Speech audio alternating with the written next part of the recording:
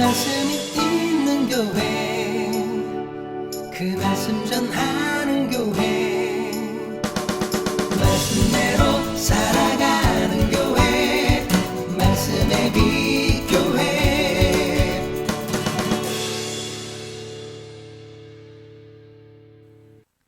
오늘 믿음과 재물이라는 제목으로 함께 말씀을 나눠보고자 합니다.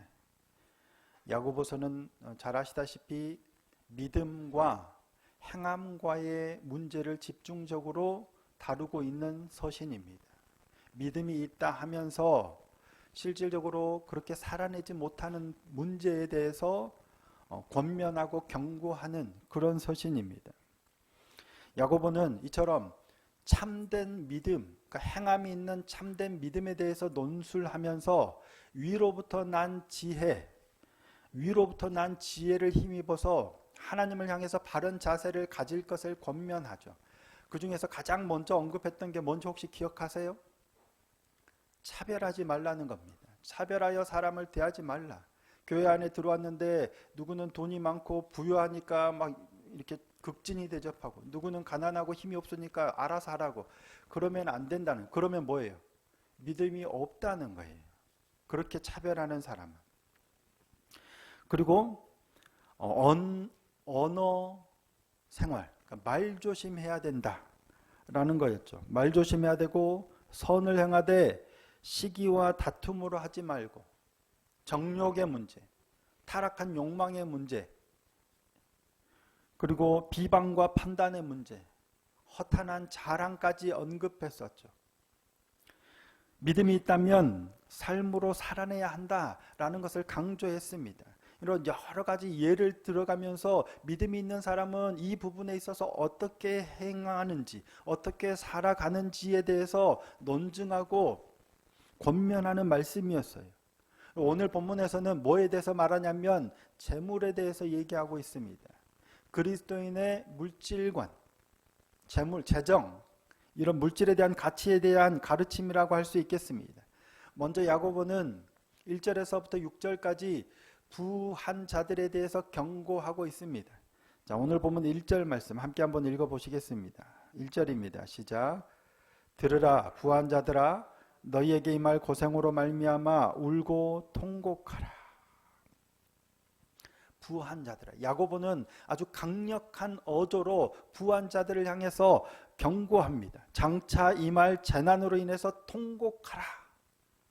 부자들아, 너희에게 임할 고생으로 말미암아 울고 통곡하라. 이 말씀을 들을 때 이렇게 찔리는 분들이 계신가요?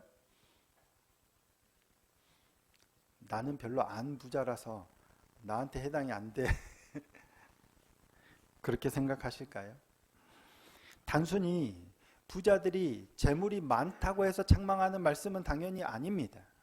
그렇다면 돈이 많은 부자는 무조건 통곡해야 되는 거잖아요. 그런 말씀은 아니겠죠. 대표적으로 아브라함은 하나님이 복을 주신 복의 근원이 된 사람이에요. 하나님께서 아브라함에게 어마어마한 재물을 주셨어요. 가축과 은과 금이 풍부했습니다. 그래서 조카 롯하고 같이 동거하지 못할 만큼 재물이 많았어요. 물질이 많았어요. 누가 그렇게 부어주셨어요? 그냥 하나님께서 주신 거예요.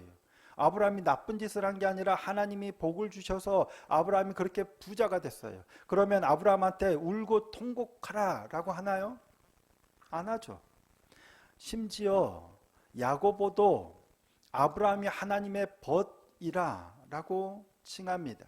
자, 야고보서 2장 23절입니다. 이에 성경에 이른바 아브라함이 하나님을 믿으니 이것을 의로 여기셨다는 말씀이 이루어졌고 그는 하나님의 벗이라 칭함을 받았나니. 아브라함은 하나님의 벗, 친구라고 칭함을 받았어요. 그렇게 엄청난 부자인데 하나님의 친구래요. 책망하기는커녕 믿음의 조상이요 하나님의 벗이라고 일컬음을 받는 사람입니다.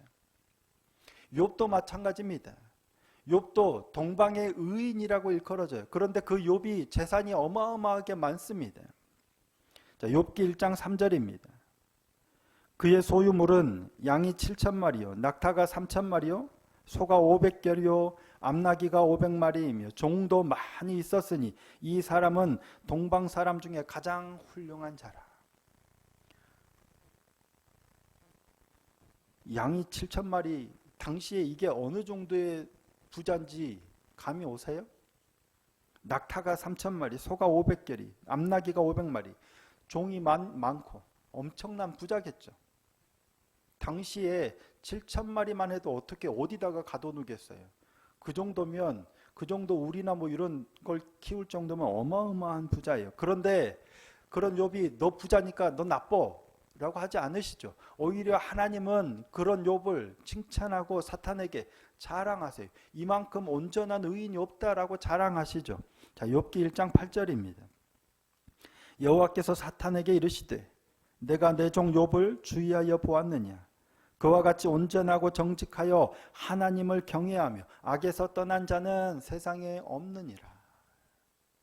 온전하고 정직하여 하나님을 경외하며 악에서 떠난 자가 없다. 하나님이 칭찬하세요. 부자인데도.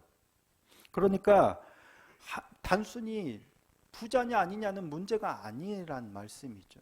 오히려 부자인 건 하나님이 부어주셔서 부자가 됐다라고 자랑할 만할 것 같아요. 문제가 뭘까요? 그러면 문제는 재물에 대한 태도가 문제겠죠. 가장 먼저는 재물을 모으는 방법에 있을 것 같습니다. 불법적으로 재물을 모으면 돼요? 안 돼요? 안 되겠죠. 믿음이 있다고 하면서 불법적으로 재물을 모으면 안 됩니다. 자, 4절입니다. 오늘 본문 4절입니다. 보라, 너희 밭에서 추수한 품꾼에게 주지 아니한 삭시 소리 지르며 그 추수한 자의 우는 소리가 만군의 주의 귀에 들렸나이다.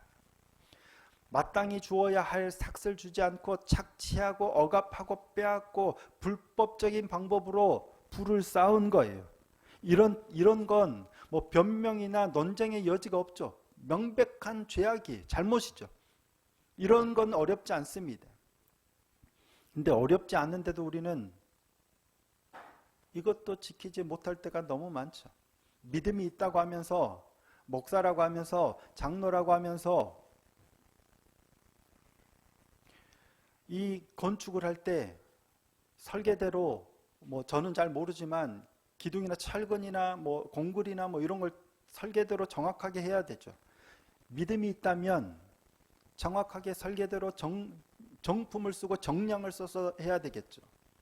그런데 철근 하나를 더 얇은 걸 쓴다거나 좀 더 싼 걸 쓴다거나 뭐 이런, 그러면 돼요 안 돼요? 안 됩니다. 그러면 단지 내가 약간 속이는 게 아니라 믿음이 없다라고 볼 수도 있다는 거예요. 그건 참된 믿음이 아니라는 거죠. 교회 열심히 다니고 목사고 장로고 집사고 헌신하고 열심히 하는데 그런 식이 되면 진짜 믿음을 점검해 봐야 된다라는 거죠. 이런 건 변명이나 논쟁의 여지가 없어요. 문제는 나쁜 방법으로 물질을 쌓는 건 뭐 당연히 나쁜 거니까요. 근데 문제는 뭐냐면 정당하게 번 내 소유를 어떻게 사용하느냐도 문제가 된다는 거예요. 내 것 가지고 내가 쓰겠다는데 누가 뭐라고 하느냐. 근데 성경은 그렇지 않아요. 네가 열심히 번 것도 가난한 자들을 위하여 함께 나누라 라고 말씀하십니다. 소유한 재물을 성경의 명령대로 가난한 이웃과 나누기보다는 오히려 자신들의 배를 채우기에 급급한 것도 죄라 라고 말씀합니다. 자, 2절 3절 말씀입니다. 너희 재물은 썩었고 너희 옷은 좀 먹었으며 너희 금과 은은 녹이 슬었으니 이 녹이 너희에게 증거가 되며 불같이 너희 살을 먹으리라. 너희가 말세에 재물을 쌓았도다. 마지막 때 이게 증거가 돼서 너희를 벌하게 될 거라는, 너희가 심판을 받게 될 거라는 거예요. 그런데 내가 열심히 벌어서 쌓아놓은 곡물이 썩었어요. 잘못이에요 아니에요? 내 거 썩었는데 뭐가 문제예요? 옷이 좀이 먹었어요. 내가 열심히 훔친 것도 아니고 내가 돈을 벌어서 열심히 사서 모은 옷이 좀이 먹었어요. 내가 모아놓은 금과 은이 녹이 슬었어요. 사실 금은 녹이 안 쓴대요. 근데 어떤 상징적인 의미로 했겠죠. 뭐예요? 재물이 썩었고 옷이 좀먹었고 금과 은이 녹이 슬었다는 건 물질이 그만큼 쌓였는데도 불구하고 썩어서 버릴 정도가 됐는데도 가난한 이웃들을 나누지 않았다는 거예요. 옷이 입지도 않아요. 농에서 썩어가요. 심지어는 그냥 우리도 많죠. 근데 그게 좀이 먹을 정도가 됐는데도 나누지 않아요. 녹이 안 쓰는 금이 녹이 쓸 정도까지 될 정도로 나누지 않아요. 이게 죄래요. 누가 그래요? 부자와 거지 나사로에서 그럽니다. 부자가 자기 거 가지고 연애하는데 뭐가 잘못입니까? 부자가 다른 사람 억압했다 이런 얘기 없어요. 다만 그 집 문 앞에 누가 있어요? 거지 나사로가 자기 상처 헌대를 막 긁으면서 있어요. 그를 돌보지 않은 거예요. 부자인데 자기는 잘 먹고 잘 살고 음식이 썩어날지 모르지만 자기 집 앞에 거지가 그렇게 있다는 것 자체가 죄라는 거예요. 예수님께서는 자기를 위하여 재물을 쌓아두고 하나님께 대하여 부유하지 못한 자가 이와 같다라고 말씀하시면서 한 부자의 비유를 드시죠. 부자가 어느 날 소출이 엄청 많았어요. 풍부해졌어요. 그런데 보니까 창고가 작아요. 쌓을 데가 없어요. 이 사람이 어떻게 생각해요? 내 창고를 헐고 더 크게 지어야 되겠다. 그래서 그 창고에다가 내 재물 잘 쌓아놓고 그거 보고 와 좋다. 평안하게 즐기자 라고 생각한다는 거예요. 예수님 뭐라고 하셔요? 오늘 저녁에 네 생명을 취하면 그게 누구의 것이 되겠느냐? 자기에 대하여 부유하고 하나님께 대하여 부유하지 못한 자가 이와 같다라고 말씀하시는 거예요. 그거를 뭐라고 말씀하시냐면 탐심이라고 해요. 자기 것 자기가 벌어서 쌓아놓는데 뭐가 문제냐 아니에요.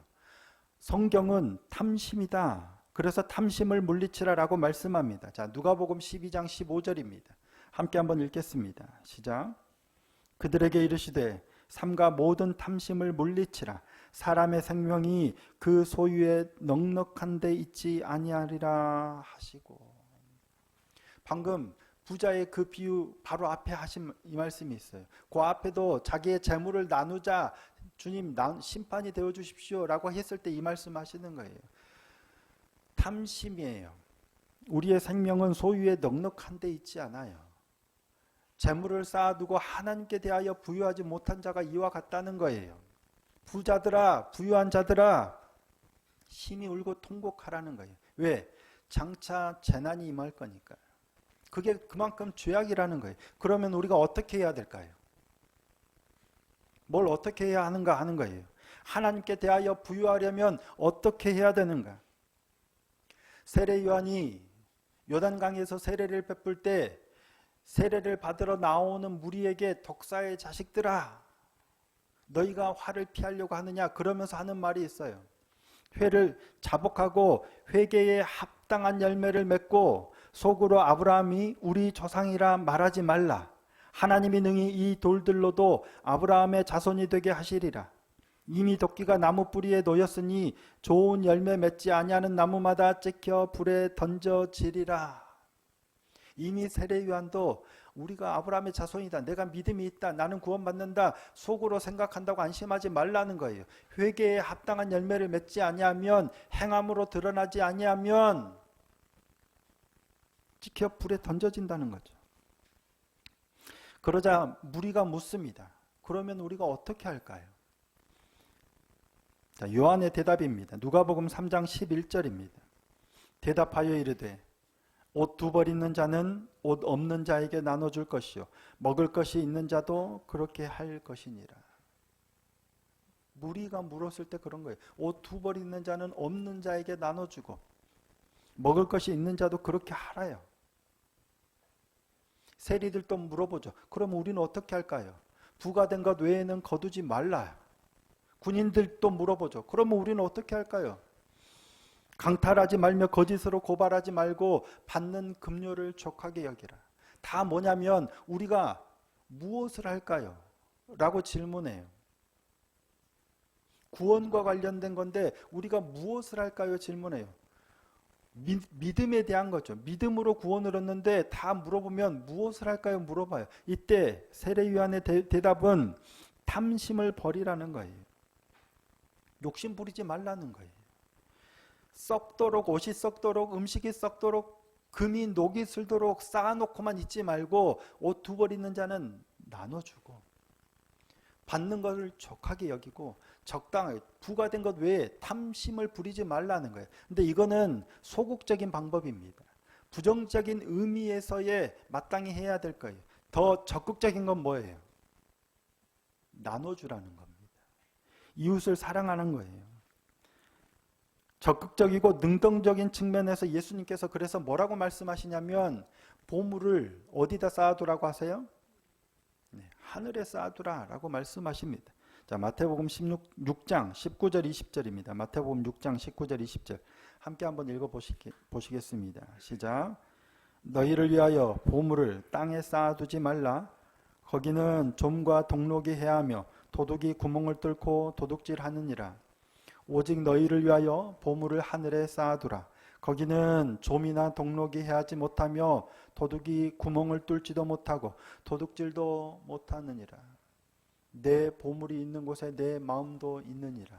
잘 아는 말씀이죠. 그래서 보물을 어디 쌓아두라고요? 하늘에. 그래서 어떻게 할까요? 보물을 하늘에 쌓아두려면 교회에다가 헌금 많이 하고 목사를 지극히 대접하고 그게 보물을 하늘에 쌓는 거다라고 말하면 화를 내십시오. 잘못된 말입니다. 하늘에 쌓는 건 그러니까 재물이 하늘에 쌓는 거니까 교회에다가 헌금을 많이 하면 이게 저기 여기에 캐시가 저기 하늘나라에 이걸로 쌓인다. 사기입니다. 좀 심한가요? 아닙니다.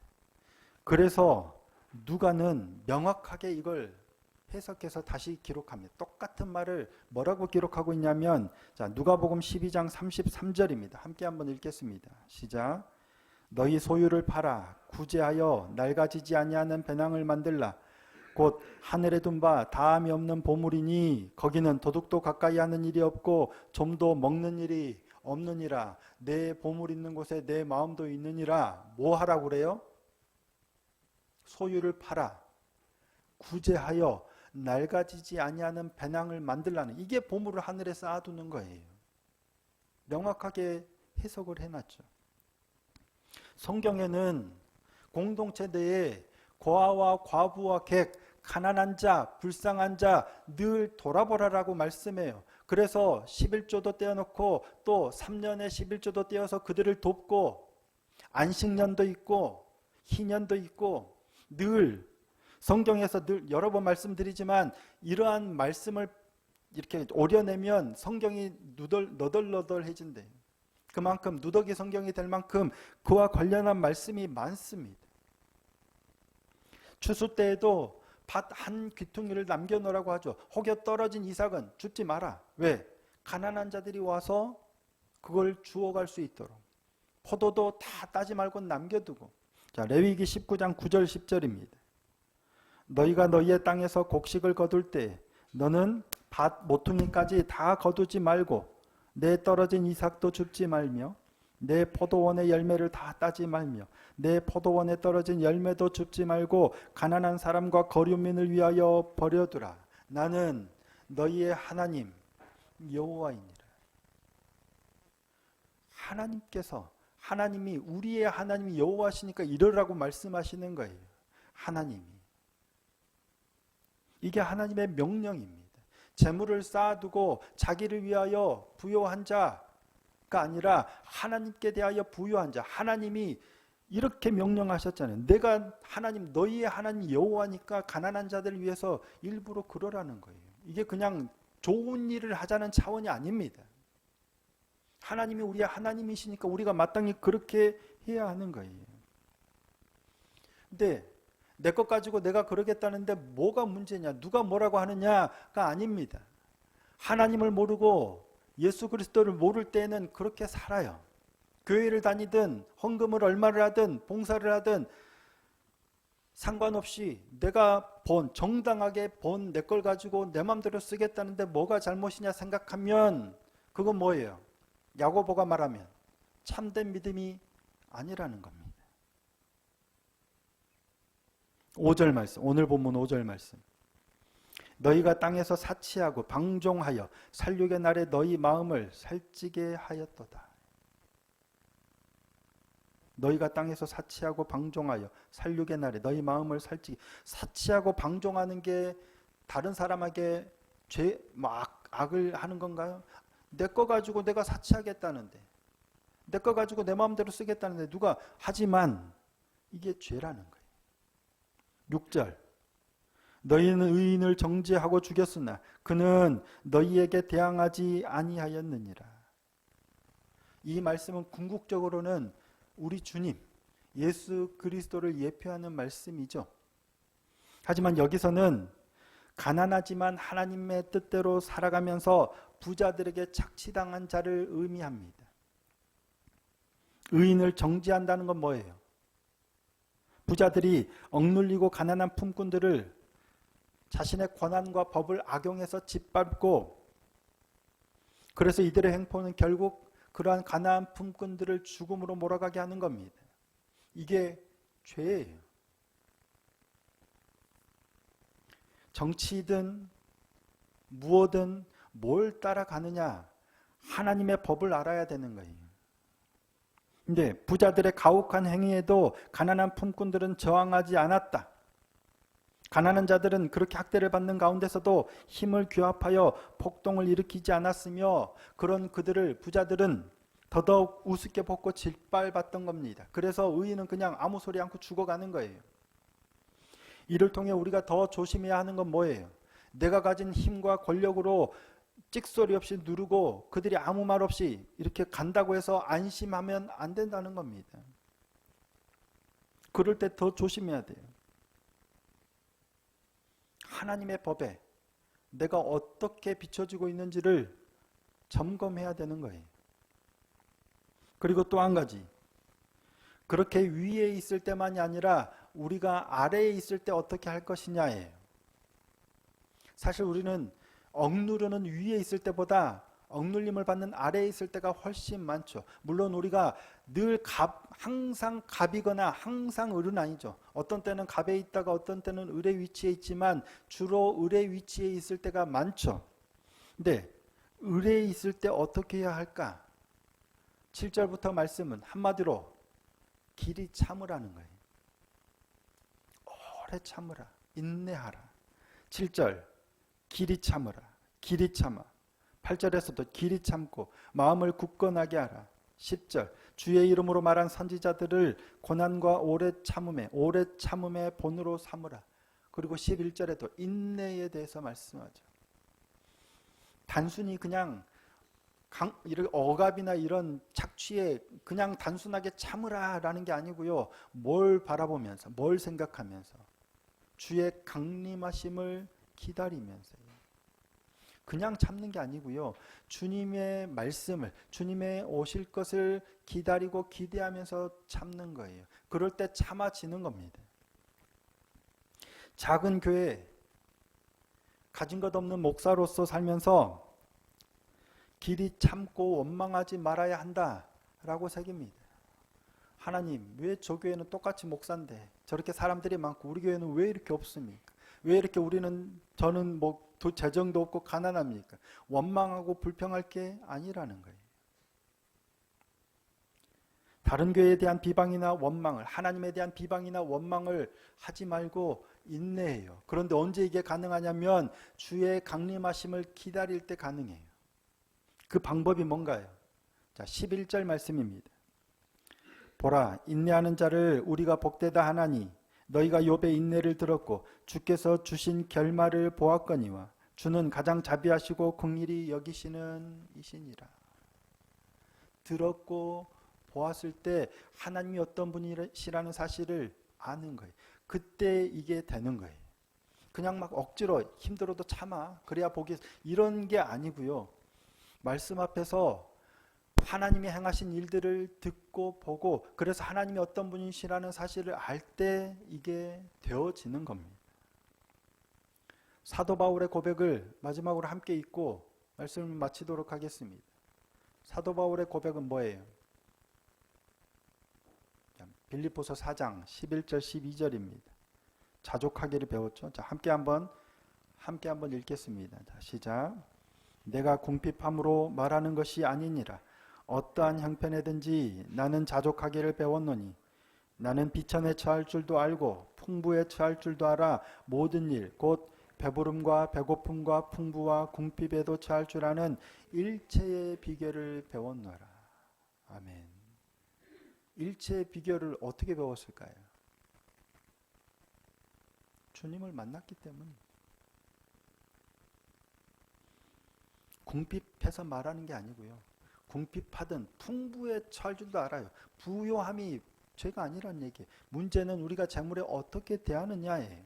부자라고 내가 벌었다고 그걸 막 쌓아두기만 하려고 해서도 안 되고 혹여 없다고 원망하고 못 견뎌 하는 게 아니라요. 하나님께 시선을 고정하고 하나님과 동행할 때 이게 가능해지는 겁니다. 그걸 위해서 우리가 해야 되는 거. 매일 말씀 앞에서. 그리고 그 주신 말씀을 붙들고 내 삶의 자리를 위해서 기도하는 거. 그럴 때 가능한 겁니다. 올 한 해 사도 바울의 이 일체의 비결을 우리도 배우고 터득하는 그런 한 해가 되었으면 좋겠습니다. 한 해 한순간 되는 건 아니겠지만 하루하루 한 걸음 한 걸음 걷다 보면 깨닫게 되고 이게 우리의 삶에 또 놀라운 비결로 체득이 되지 않을까 싶습니다. 그런 은혜가 있는 이 한 해가 되기를 소원하고 축복합니다. 그리하여 재물이 중요한 게 아니라 하나님과 동행함이 우리의 삶의 놀라운 비결이 되어서 하나님을 찬양하고 하나님의 영광을 나타내는 복된 인생이 될 수 있기를 예수님의 이름으로 축복합니다.